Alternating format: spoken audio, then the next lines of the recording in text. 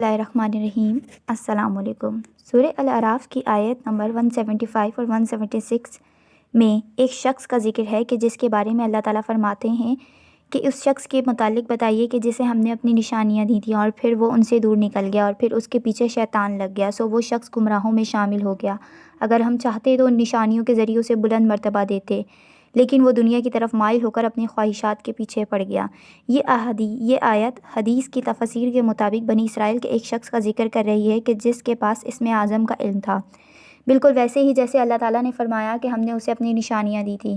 اس شخص کا نام بلعم بن باورہ بتایا جاتا ہے اور تفسیر میں آتا ہے کہ اس کی بیوی نے اس سے درخواست کی تھی کہ تمہیں اسم اعظم کا علم ہے، تم میرے لیے دعا کرو کہ میں اس دنیا کی حسین ترین عورت بن جاؤں۔ بلعم نے اسم اعظم کے ذریعے دعا کی اور ایسا ہی ہوا، اس کی بیوی بنی اسرائیل کی خوبصورت ترین عورت بن گئی اور اپنے حسن کے ساتھ وہ لوگوں کی توجہ کا مرکز بھی بننے لگ گئی۔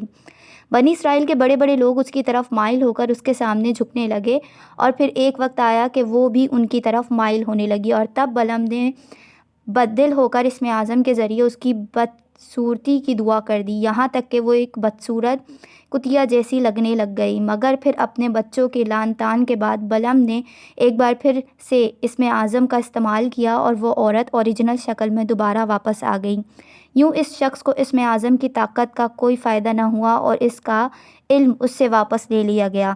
اسی لیے اگلی آیت میں آیا ہے کہ اگر ہم چاہتے تو ان نشانیوں کی وجہ سے اس کے رتبے بلند کر دیتے، لیکن وہ تو صرف اور صرف نفسانی خواہشات کے پیچھے پڑ گیا۔ جزاک اللہ۔